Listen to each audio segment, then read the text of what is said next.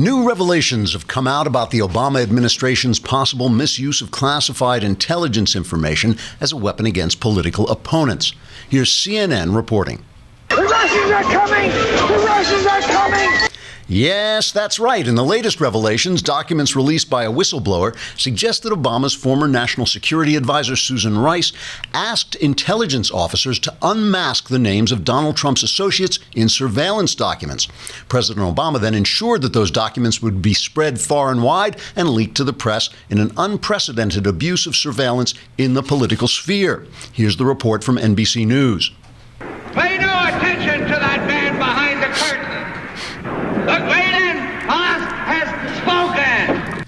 Further evidence from surveillance video cameras shows that Vice President Joe Biden personally crept into Trump Tower dressed in a black cat burglar outfit, broke into Mr. Trump's offices, installed a bug in Mr. Trump's telephone, and then leapt from the window, attached to a wire, and dressed as a dominatrix, recreating a scene from Mr. and Mrs. Smith, which the vice president said he'd always particularly enjoyed.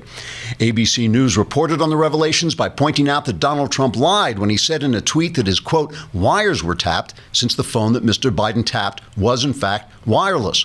Democratic Congressman Adam Schiff called for a full investigation, saying, quote, if this administration can't be trusted to know whether their phones have wires or not, then clearly there are communist agents at the highest level of government, and I have their names right here in this envelope, which I will open when the moment is right, and the clock strikes 12, and the wolfbane blooms, and hell freezes over, unquote. New revelations continued to come in as selfie videos recovered from the cell phone of President Obama himself showed the former president dressing up as a waiter so he could deliver breakfast to Donald Trump's room. Then, when Mr. Trump was busy eating, then President Obama attempted to plant an 8x10 glossy photograph of Vladimir Putin signed by the Russian president with the words, "To the Donald, who's your Vladdy?"